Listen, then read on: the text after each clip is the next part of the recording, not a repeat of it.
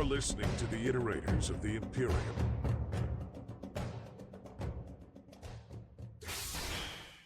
Hi, I'm Mess, and I'm here with my lovely co-host, Ryan, and you're listening to Season 6 of the Iterators of the Imperium podcast, the podcast in which I am the noob trying to learn about the Warhammer universe, and Ryan is the expert teaching me about the Warhammer universe. And it still feels weird to say that it's Season 6 now. I don't know. I can't get a hang of it. It's been going on for so long. Pretty strange. I don't know. It is pretty strange. The first project that we ever continued. I know, right? Hopefully you guys enjoy. Hopefully. Well, Right. big stretch.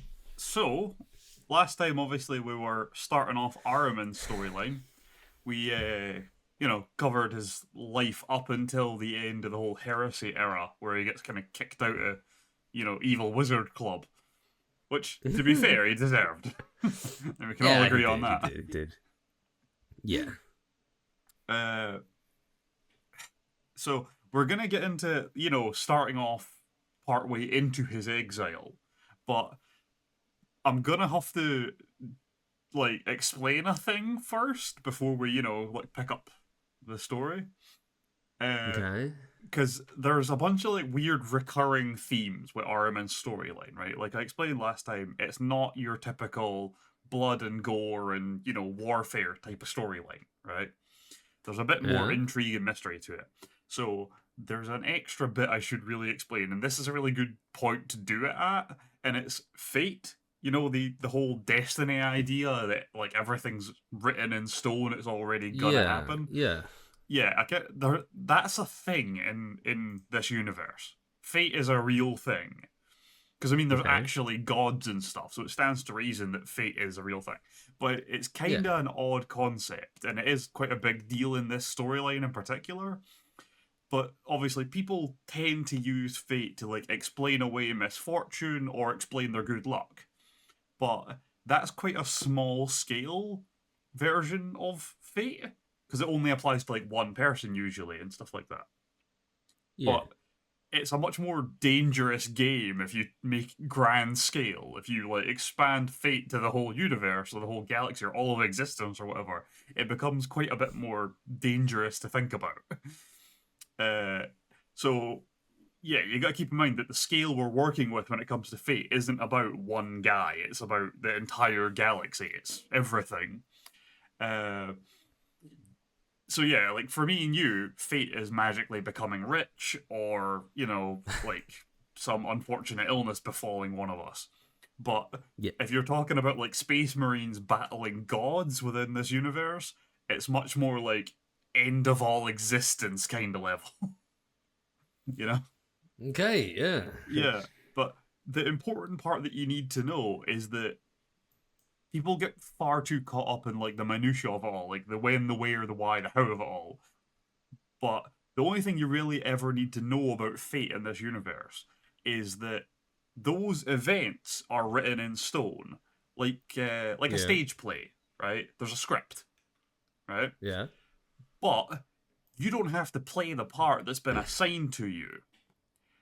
But fate will find another pawn to play that role if you don't. Everyone has an understudy. Yeah. You get what I mean? So, someone is going to, blow up that planet. Someone is going to make this particular sacrifice to the dark gods to make them able to do this thing. And initially, it might be you that's doing it, but you might realize what's happening and go, fuck that, I'm going to go lie on a beach world. Right? I found an entire planet that's basically just Hawaii. I'm going to go chill out. Fuck this. Right? Some other guy will end up doing it.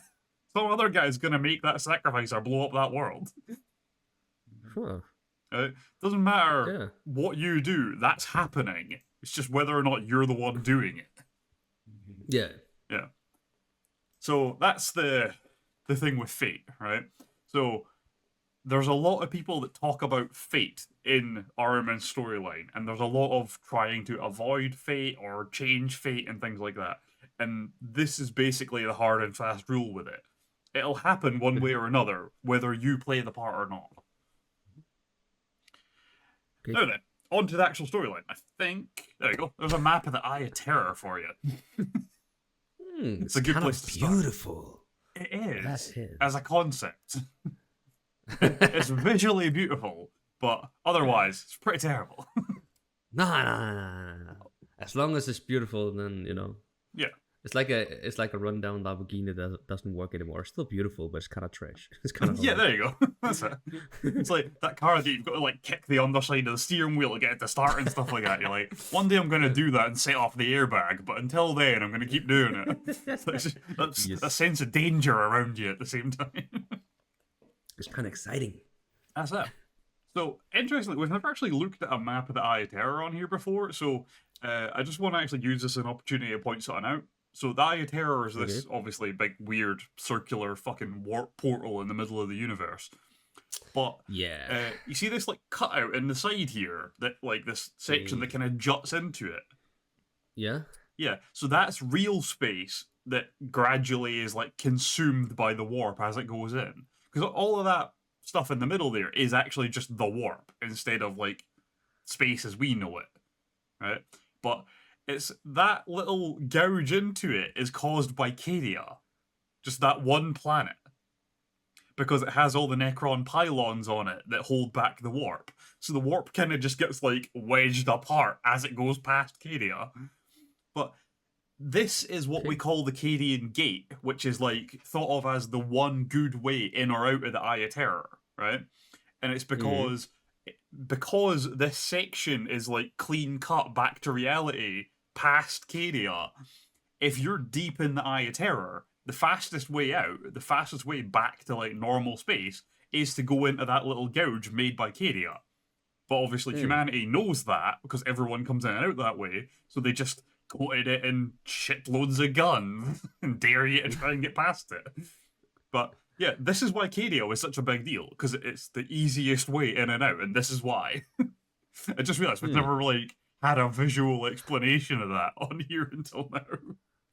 But yeah, this is why Cadia was such a big deal. Yeah. So, our story begins within the Eye of Terror, right? And it's more towards one of the outer edges, but it's kind of impossible to say where. We're probably kind of towards that like top right or bottom left-ish corners, right? There's nothing much going on in the area that we're in particular, right? We're just kind of in an outer edge. And, as you know, time doesn't really work properly in the Eye of Terror, or in the warp in general. Time isn't really real here. So it's really hard to say when our storyline starts.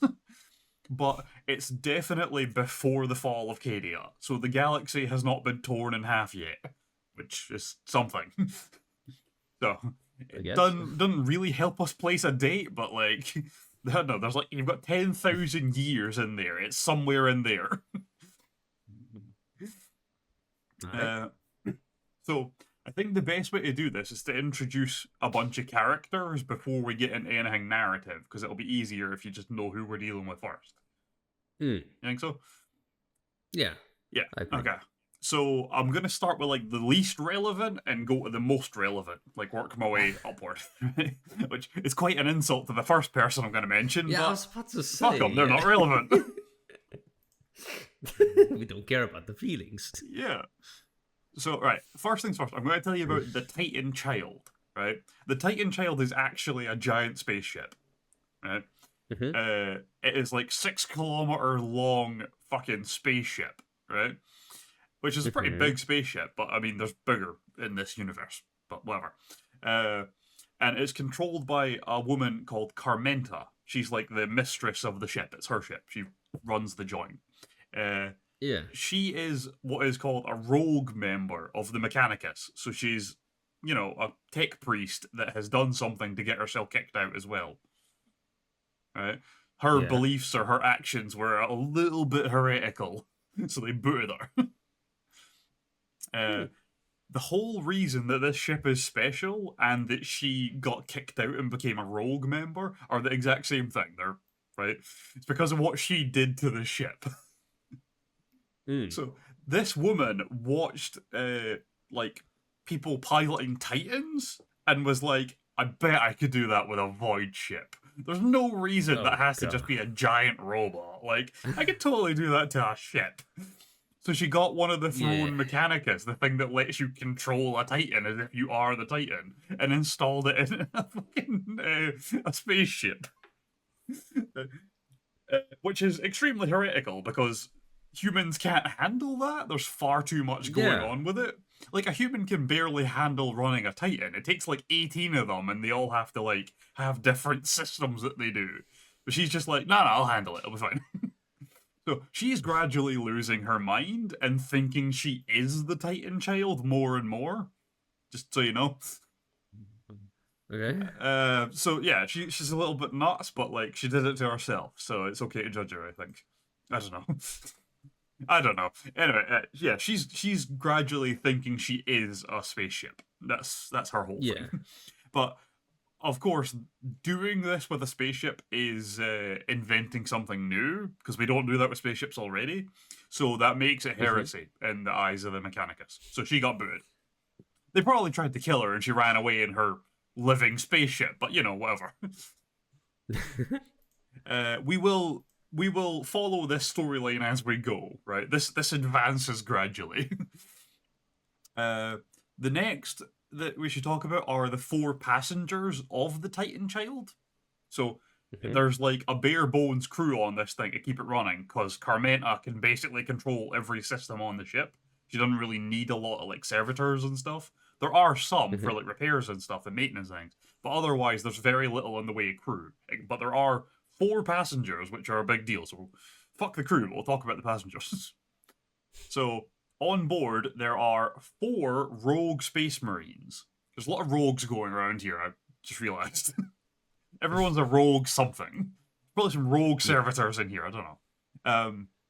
So the whole thing, these people are loyalist space marines, right? But at some point along the way, their chapter's beliefs or actions got the attention of the Inquisition, who decided that that chapter was not following the rules the right way, and decided that the chapter needed to be wiped out. And only these 4 space marines survived from it, and they fled. And at some point along the way, they ended up in the service of Carmenta. So they are just on board the Titan Child, acting as like guards for her, basically. So these 4 Space Marines are led by the guy who saved them, which is a Marine named Astrios. And with him are his 3 brothers, Caden, Kadar, and Thidius.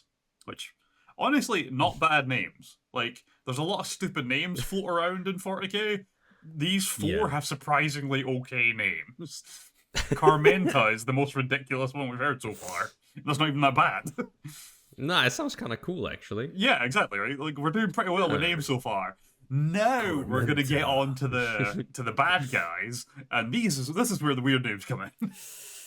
It's how you know they're evil. It's because their names are weird. So, opposite, you know, the Titan Child and its 4 Space Marines and stuff, is the more colourful group, I'll say, for lack of a better term, called the Harrowing, which is just a chaos war band. They're followers of Khorne, so it's all blood and murder and skulls and shit, blah blah. But they basically just fuck around the Eye of Terror, fighting over whatever sounds like a good thing to fight over. Right? It's just because they can. At this particular time, the reason that they are here is they are attacking the Titan Child because they want to take the Titan Child because it's a much better ship than the one they currently have. So the one they currently have is called the Blood Crescent, and yeah, they just want a bigger flagship. So they're like, hey, there's that giant fucking thing, let's take it. It's the idea. So the Harrowing is led by a giant dude called Gorzel, which is not spelt in any way like you'd think it is. Like, Gorzel is apparently spelled Gzrel, which is not in any way correct. That has, like, one of the correct vowels in it, and not nearly enough of them. That's how I would have spelled it, Ryan. Really? I'm kidding. Really? No, I'm kidding. Really? Yeah, no. That's it, podcast over. I can't take you seriously anymore. I'm good at letting out hot air, so Yeah. that's my function.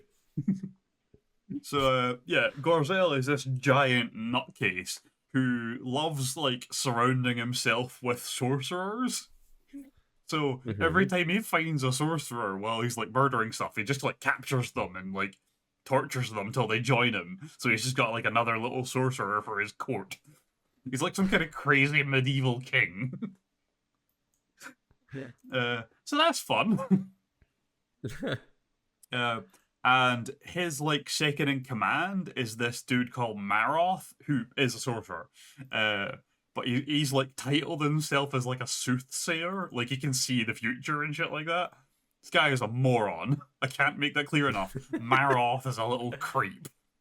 Right? Okay. Just if you want to imagine Maroth, imagine someone like hiding in the corner of the room with their hands up like this as they like giggle to themselves. That's probably Maroth.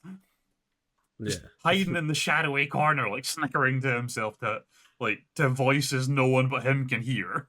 That's Maroth. He's a freak. Okay. So that's fun. That's fun. So the harrowing typically, when they're fighting, use a ridiculous number of like mutants. That's like the majority of their fighting force. But obviously they also have a bunch of like overzealous space marines and things like that have went a bit nuts, because that's what war bands are usually, is a bunch of evil space marines. But they flesh out the numbers with a shitload of mutants as well. And among the like, what's the word? The array of freaks that Gorzel has recruited to his side is this meek little dude called Horkoth, right? And Horkoth is like a whipped dog, right? Like, okay. If Gorzel looks at him, he'll like whimper to himself, just out of fear. Anything Gorzel asks him, he's like, "Oh yes, sir." It's a little freak, right? It's like Dobby, right? But Yeah, like a bad there you go, version of Dobby. Right? Yeah. That's who Horkoth is. He's like, It sounds like workhorse. that's it. He's just like a beaten down dog. That's all he is, right? But this is where our story really begins, is with Horkoth here, right? So the Blood Crescent, the Powerwing ship, bears down on the Titan Child, and Carmenta is like running through her ship trying to get back to the bridge to like take control of it again, because she's not currently wired into it. And like Astrios and the other Space Marines are like running to try and find her to protect her, because they know they're about to get boarded. And while that's going on the Blood Crescent with a harrowing, Gorzel's getting all his dudes ready to go ransack this big ass ship. And part of this preparation is that he finds Horkoth, right, this meek little freak, and he's like, "You, my friend, are going to be in the first line of guys we send in there." The idea being he'll take a couple of bullets so that the guy behind him doesn't, right? This is just Gorzel trying to kill him off, but he's like, at least you can save this giant dude we're going to hide behind you. So the idea, I think, is he's going to be a bullet shield for this giant dude called Keros, who's going in with him. And Horkoth is just like, "Oh yes, sir." Okay, just making noises that way. The way you say that, right? You're really living into the character, you know. Yes, sir. Yes. Yes, sir. Wait, he's Igor. That's who he is. He's Igor from Frankenstein. Yeah. Yes, master. That's Horkoth. There we go. We sussed it. Nice. Maroth can be Dobby. Yeah. So Horkoth obviously accepts this honor, for lack of a better term, knowing full well that Gorzel is trying to get him killed, but he doesn't really have a lot of choices in the matter, so he just kind of goes with it. So Horkoth and this giant called Keros and a bunch of the mutants all load into a boarding torpedo, ready to be launched directly through the hull of the other ship. Which I love that's how you do boarding actions in this, is just by like launching a torpedo full of troops clean inside the other ship. Love that shit. Like, that's still how they do it. works. Like, that's not like a chaos thing. That's how they all do it. So that's fine. So yeah, they all load in, they get fired, and kind of as they're like in the gap between the two ships, the pod's just like floating along, waiting to impact. Horkos kind of like feels something weird, like a shift in the warp around him. Because you gotta remember, Horkos is a sorcerer. He's a pretty shit one, but he is a sorcerer. He feels this like a shadow in the warp, or like a change in the wind, or something like that. Like, the fuck was that? Like a shivered in the spine kind of thing. And he looks around, and like everything is frozen, and the ship isn't moving in the void anymore. And he's like, what the fuck? And then he spots Keros, this giant sitting opposite him, whose hand is just like tensing on his sword, and his eyes are like glowing blue through his helmet. And Horkos is like, what the fuck, dude? What is happening? And something using Keros' voice responds, I am fate come round at last. And obviously Horkos tries to be like, the fuck is that supposed to mean, you big freak? But he never really gets any more information than that from it, from whatever the fuck just possessed Keros. But then the next time, it's like a pin drops and everything's moving again, and Keros shows no signs of being possessed anymore. So Horkos just left sitting there like, the fuck just happened? Just totally unnerved by that whole situation. Like, none of this is okay. I don't feel safe. I need to make sure he dies first. Yep. So the torpedo eventually crashes into the Titan child, doors open, they flood out and start, murdering stuff. Pretty typical shit. And the fighting kind of continues through the ship until they eventually, obviously, if you want to take over a ship, you go for the bridge, because that's where all the controls are, right? Once you have that, you can do what you want with the ship. So they all make their way that way. Obviously, the defenders are doing the same thing, though. So by the time they get there, they end up, like, with the bad guys and the good guys fighting outside the bridge. So it's like Horkos and fucking Keros and all the mutants and that fighting the 4 Space Marines outside this fucking, the bridge. And obviously, a shitload of the mutants get ripped apart because they're, nameless mutants. They're obviously, it's what they're there for. They're cannon fodder for the storyline. Come on. Come on.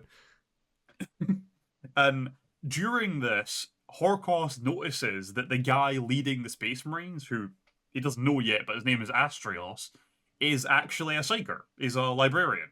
Or a battle psyker, whatever you want to call him, right? He's not a particularly powerful one, but he is a psyker, so he can use it a little bit while he's fighting. But among the fighting, Horkos notices that, and then Keros is killed, and so is one of Astrios' brothers, right? So, Keros kills Kadar, and Astrios in turn kills Keros. Now, that was a bad move, killing Keros. Although he is giant and the most threatening one there, he was also possessed about 10 seconds ago, and that doesn't really go away that quickly. Once you're possessed, you're kind of just possessed. It's not like a temporary thing. So yeah, it's kind of like... No, good. Nothing. No. The thing I wanted to say I found out was disgusting. I just shouldn't say that. Just fantastic. you already know. I don't know, but I don't think I want to. Okay, yeah, never mind then. It's alright. It's fine. Oh, okay. So, yeah, Astrios murders Keros, and then his body hits the ground like a big lump of meat, because he's gigantic. And then about 10 minutes later, he gets back up, but like his body's all contorting and mutating. I think he takes off his helmet, and it like specifically describes him as having far too many eyes, which is a fair point. That's a good description. Yeah. So yeah, this like Keros' body gradually like mutates and transfigures into this massive demon, and it'll be something like that, something like that thing. And this thing, like, turns bolt towards Horkos. Like, it's not giving a fuck about any of the guys that are shooting it or the mutants that are dying around its feet or anything like that. It just turns bolt towards Horkos and just whispers as it, like, slowly works towards him. So Horkos starts freaking out. Starts, like, screaming, no, no, no.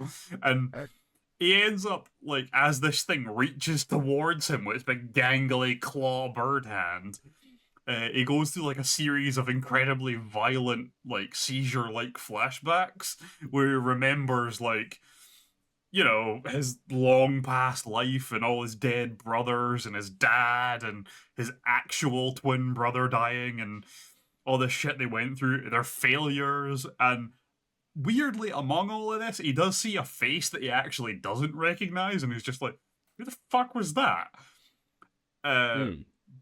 But the thing is, along with his memories coming back, obviously all of his knowledge comes back, and totally out with his control, he ends up, like, mumbling out crazy occult formulae, and then immolating this demon with black fire.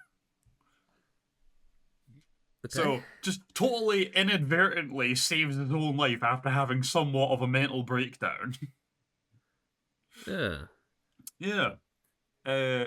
So this is the point where we realize that Horkos is just Ahriman. It's just Ahriman who's like repressed all of his memories. Fair. Yeah. So yeah, this is also where Ahriman realizes that he is still Ahriman, I might add. Like, he knew the whole time, but, like, he didn't realize he could still do any of that stuff, because it's been thousands of years since he actually tried to use his powers. So he was, like, half sure that he just couldn't do it anymore. Like, if he ever actually tried, he just, like, would get nothing. Oh. Yeah. It's like, I'm rusty now. So, yeah, this is a good moment for him. Obviously, now that he remembers all of this and can't really deny it anymore, he's going to make sure and keep this secret going forward. Luckily, Keros was dead and the mutants are, well, mutants. No one's going to fucking listen to them. So the only witnesses that are here are the good guys. So, fuck those guys. Yeah, they're going to be prisoners in the next 10 minutes anyway. But obviously, Ahriman's not going to let, like, Meroth or Gorzel find out that he's, like, you know, the second-hand god of sorcery. Because that's just a bad move. Yeah. It's like your one trump card. You don't want to show that. So, obviously, after the battle, the Space Marines and that are taken prisoner, and Meroth is given Astrios because he's a psyker. Meroth is the one that does the torturing to recruit them. So he ends up chained up in a cell, hanging there with half of his skin peeled off and missing an eye. Okay. Yeah, Astrios gets it tight. He has a rough life. So eventually, Ahriman decides to go visit Astrios, and the main reason is to find out if he actually heard what the demon said to him or not, because he doesn't know if he has to, like, try and make this guy keep the secret of who he really is. So he needs to find out if he actually has to, like, make this guy keep that secret, if he even knows the secret. You know what I mean? Because he might have just not heard him, in which case you're fine. So he finds him, you know, hanging up in this cell by chains, partially skinned and missing an eye. So Meroth's had a fun time so far, clearly. Side detail here, right? The missing an eye thing, this is a recurring theme as well. The whole taking people's eyes thing is a recurring theme. And yeah, I've noticed. Yeah, the reason this happened is because Meroth is an idiot and misunderstood a bit of, like, ancient, archaic lore, so he stole the eye from Astrios and ate it, right? Because he thought that this ancient piece of lore stated that if you steal someone else's eye, you will gain wisdom, right? Okay. Yeah. that's wildly incorrect, because what in reality what it is the person who gives up their eye gets wisdom. It's a trade, right? Yeah. That's why Magnus has one eye. He traded one of them to Zinch. That's why he's Magnus, like, in the Cyclops. That's like the whole reason he has one eye. And Meros is going around stealing other people's eyes, thinking he's doing something. No, all he is, he's got a taste for eyes now. What a weird thing to want. So, yeah, Meros a freak, and he's not very good at his job. That's the important thing to take away from this. So, Ahriman stands there and he talks to Astrios as he's like chained up in this cell, and they kind of dance around the issue here because like they don't want to talk about setting him free, or because how do you do that, right? Because the whole ship's covered in bad guys now. Why would you want to set him free anyway? And yeah, it's a whole thing. But eventually, Astrios agrees not to spill Ahriman's secret because he technically did save his life because he killed the demon. If he hadn't killed the demon would have got Astrios and his brothers. So he technically did save his life. And you know that whole like old like medieval knight style honor where like I owe you my life so I'll fucking fight for you or whatever. Yeah. These space marines are like all about that. Their oath is their whole thing. So like he's like, I'll keep your secret because I technically owe you one, but like we're not friends. I respect what you did, and I owe you my life, but I do not like you. Yeah, that's it. There you go. You got it. You nailed it. Yeah. So, shortly after this, the Harrowing start taking over the Titan Child, right? Because it's going to become their new flagship. And all this really means is cleaning up the blood and gore that was there from their battle and replacing it with new, very aesthetic blood and gore. That makes it look like a chaos ship. That's really all there is to it. There's not a lot involved. So that's fun. And there's not a lot really goes on for a bit here. There's kind of a quiet period until eventually Maroth like summons Horkos, so Ahriman, and like leads him through the ship to this like weird secluded doorway at the back of this like weird half destroyed section. And this doorway is a big giant like bulkhead door able to like withstand the void like pressure of space. And it's got like occult runes carved all over the door. And he like opens the door and they go in. It's just total darkness inside. And once they're inside, Ahriman finds out that Kadar, the space marine brother that was killed, Meroth has taken his body. He wasn't actually killed. He was barely alive. Like at the point you could put him in a dreadnought kind of thing. Like barely alive.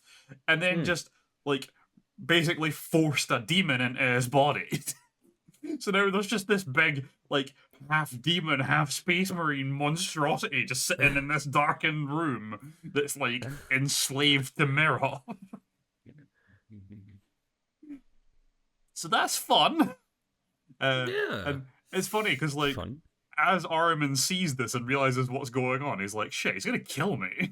It's like, oh god, I'm gonna have to fight against the whole thing. And then he realizes that no, he's not here to have the thing kill him. Meroth's just showing off. It's like, look what I made. Look at my new toy.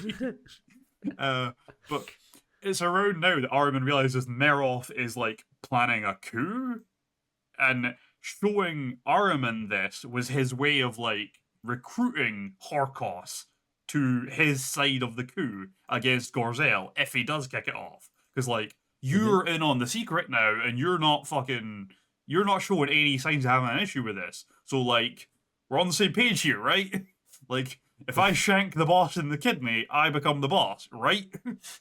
Right. This is like his way of recruiting Horkos. Which is fun. So that's the way of saying it. Yeah. There is kind of like a quiet period around now where like there's a couple of weird things go on, like the meeting with Astrios, the meeting with Meroth, and then there's a period where Ahriman just goes back to his room and kind of just like sits in meditation for a bit. But there's I have to mention this, it's not gonna sound particularly relevant because it's kind of just Ahriman was doing some soul searching. But I do have to mention it because it is relevant in the grand scheme of the storyline. So if I don't, you're gonna Okay. be like, "What the fuck are you talking about?" in like 3 episodes. Okay, All right. so bear with. All right. So Ahriman goes back to his room and he sets up these like psychic wards so that no one will know what he's doing, kind of thing. No one can like look in from outside using magic. And then he just pulls out this old chest that he has with like relics from his old life in it. And he's not looked at this stuff in ages. And it's like, it's his old helmet that he used to wear. It's this like broken rod, like a scepter type thing. And this like scarab medallion. Like this one. Oh. Yeah, I Nice. actually have the scarab medallion that he has in this. Like, Wait, isn't that the insect that carries around poo? that's a dung beetle. Oh, no, Scarab beetles are the ones that'll burrow under your flesh. Okay, you know what? Equally as disgusting. Some would say more disgusting. I would say it's more not disgusting. a competition, but it's not a competition. But like, yeah, still pretty disgusting. Yeah. Maybe it's a competition if you're one of the beetles. Like maybe if you're a scarab, you're like, fuck those dung beetle guys. Like you don't know. Maybe it's a competition for them. Anyway. Racist beetles. Yeah, maybe. Or at least elitists. Maybe they're like, no. Like all they like their job is just to roll around shit. They're like lower class beetles. I don't know. What the fuck are we talking about? I don't know. It just turned into shit. Anyway, so yeah, Ahriman takes time to like mull over these objects individually and kind of like think over the memories they bring back and all that stuff. And Yeah. this is like the first time he's done this in a very long time. So he's like finally going over again about how like the Legion and how they fell and how, you know, the rubric and all that kind of stuff. And, you know, the second fall of the Legion was like at his hands. So not only did his dad fuck up and that was bad for everyone, he fucked up and that was somehow worse for everyone. So he also realizes he might be the last of the 1,000 sons that's still alive.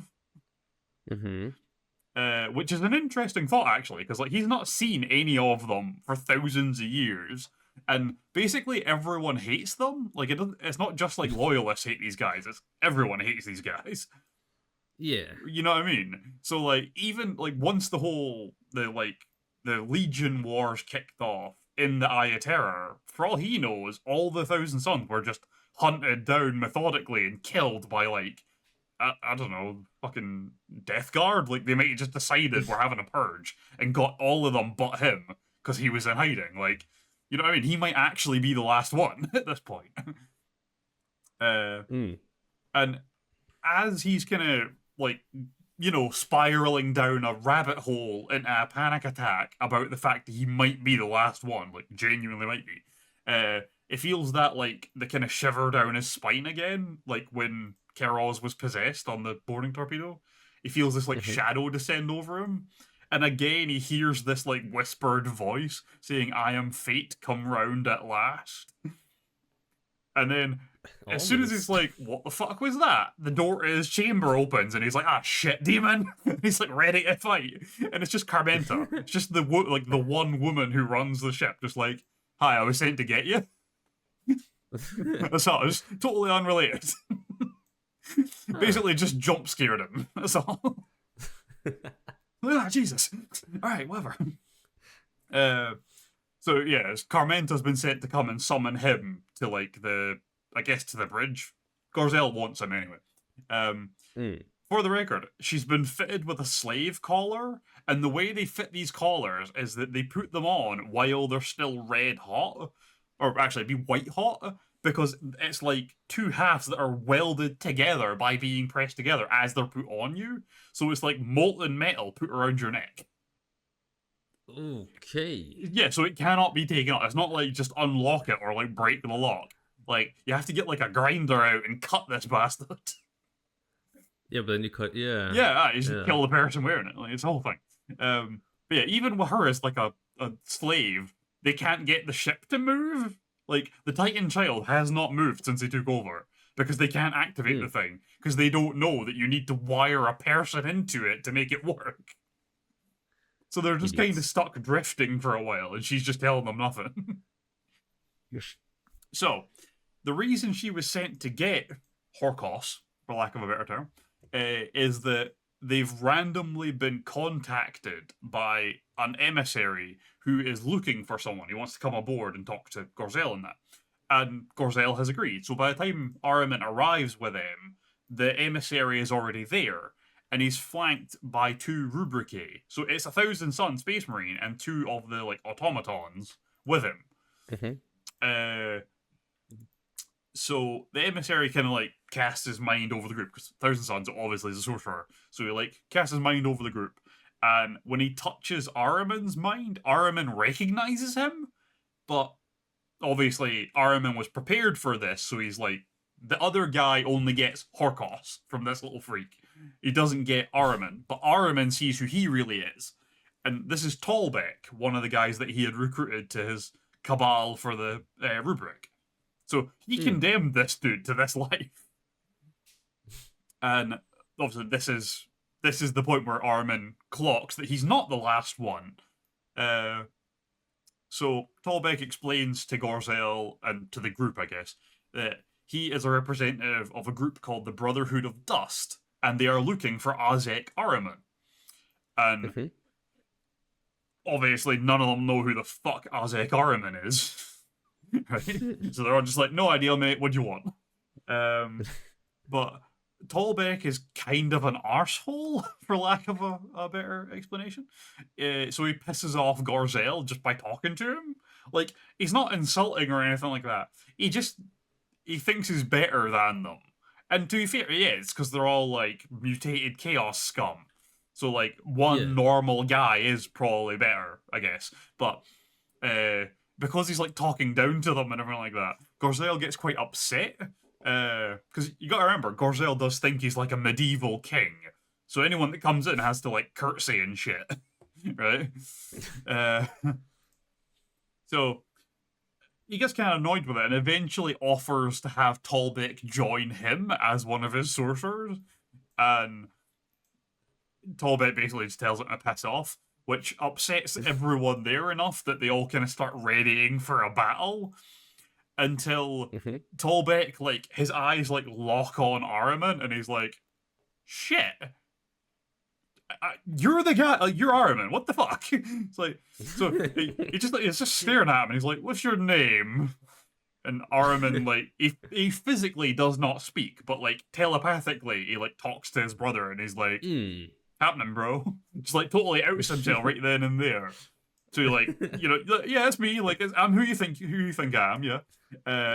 He's like, but I'm not coming with you, fuck that. Like, I don't know why you're here, I don't know why you're looking for me in particular, but I am not fucking coming with you. That is a stupid idea. Yeah.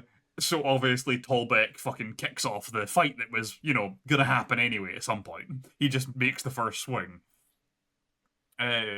Luckily, Ahriman's powers kind of work again. He's figured out that he can do this again. And I'm not going to go through it bit by bit, but he basically immolates everyone in the room with a tornado with fire. It's very dramatic. Yeah. That is how most of, like, the harrowing people and Gorzel and all that die.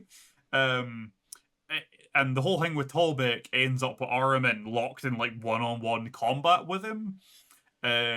So, like, once the room's cleared out a bit by, you know, immolating everyone to dust, Ahriman, like, manages to catch Tallbeck and, like, demand answers from him. He tries to, like, physically rip answers from his mind. But as he does it, Tallbeck kind of just, like, crumbles to dust. He, like, burns from the inside out. So, no answers forthcoming there.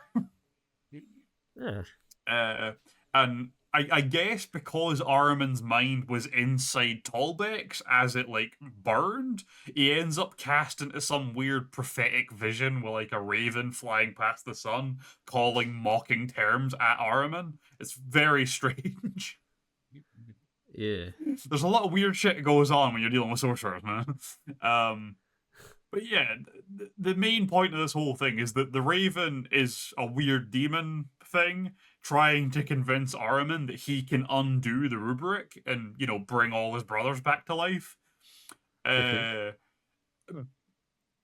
yeah, and maybe if he's like, feeling extra brave when he tries it, he could I don't know, overthrow Magnus or you never know. So yeah, this where Raven Demon starts putting weird ideas in Ahriman's mind, trying to convince him of shit, and then Ahriman just kind of suddenly wakes up like something out of a 90s movie with a dream sequence. Whoa, what the fuck am I? What day is it? But yeah, he just wakes up on the floor of Gorzel's throne room and everything's all scorched and covered in ash, and he's like, "Oh yeah, set this whole place on fire 3 days ago. What the fuck happened?" And the 2 Rubric Marines are still there because the fire obviously isn't going to bother them because they're not real people. But because Tallbeck is dead, no one's giving them orders anymore, so they just stand there like statues. So Ahriman gets up and he's just like, "Okay, so you 2 are still here. Cool. And he assesses the room and finds Gorzel's corpse and a bunch of piles of ash where there used to be other people who he never bothered to learn the names of. And then he finds Meroth still alive, just hiding in the corner of the room, muttering to himself like a bewildered jackass. Because he's had a total mental breakdown because of everything that just happened. So he's just this total I don't know. He's just had a total mental breakdown. He's just freaking out in the corner. So that's Meroth from now on. He's just, insane. So that's fun. Something inside him definitely snapped. Yeah. So Ahriman is now left in quite an awkward position, right? Because since Gorzel and, all the other sorcerers that were important enough to be called to this are dead, if he's the only one that survived, they're all going to think that Horkost did the murdering, and he's going to get slowly but surely picked apart by all the mutants and everything on this ship, which is a problem, right? It's not a fight you win because of the sheer numbers. So he's left in this position where he's like, right, I could try and take over the Titan Child somehow and have to deal with every member of the Harrowing on board, or I could steal Tallbeck's ship, which is, attached because he just came over. But there's probably a bunch of, everyone on there is probably an enemy as well, and I don't know what they are. It could be a ton of Rubric Marines. It could be other sorcerers, he doesn't, it's the devil you know versus the devil you don't, right? So he decides to go with taking over the Titan Child from the Harrowing. But it does mean killing the Harrowing. Luckily, all the bosses are dead, so it does make life a bit easier. Yeah. But again, it's a numbers game. You're not going to win this in a one-on, 46,000 fight. That's just not going to happen. So Ahriman decides to make use of Meroth still being alive. Because Meroth was second in command, it would be perfectly reasonable for any random person to see Horkost following Meroth. So he just makes Meroth walk in front of him and just follows him like Horkost would, all meek and creepy. And gets him to lead him to the cell where Astrios is held. And he basically just recruits Astrios to join him. The way he does this is by asking him to join him and, explaining the situation a bit. Astrios going, "Absolutely not. Why the fuck would I want to join you?" And then Ahriman cutting his chains and freeing him anyway. Because, well, I just freed you, so you owe me your freedom. So now you have to do what I say, dickhead.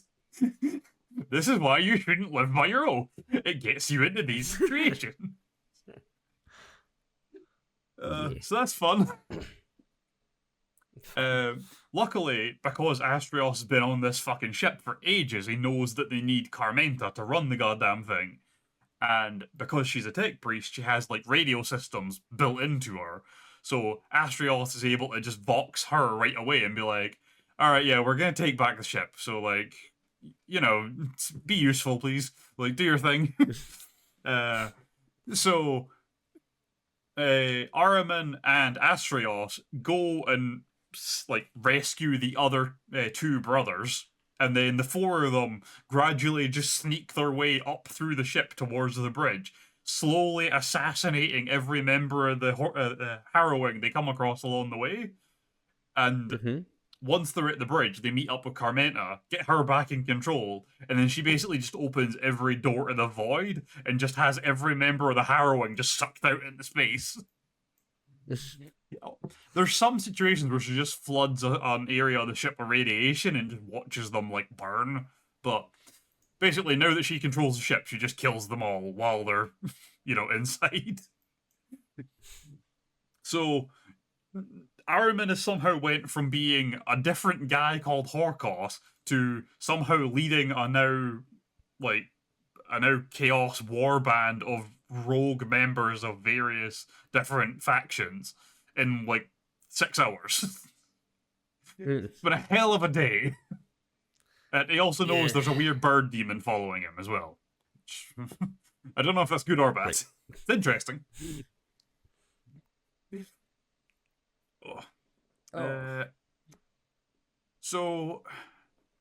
I should mention, right, that at this point, right, the people that we have on board this ship that are, relevant, I should say, are obviously Ahriman, who is kind of in charge because he saved everyone to some degree or another, Astrios, his two brothers, Phidias and Caden, and Carmenta, right? But there is also one other guy we haven't mentioned yet, right? This secret figure who's been here the whole time, who is very important that we haven't mentioned. And his name is Aegon. He's the ship's navigator. So he's the one that can lead them through the warp.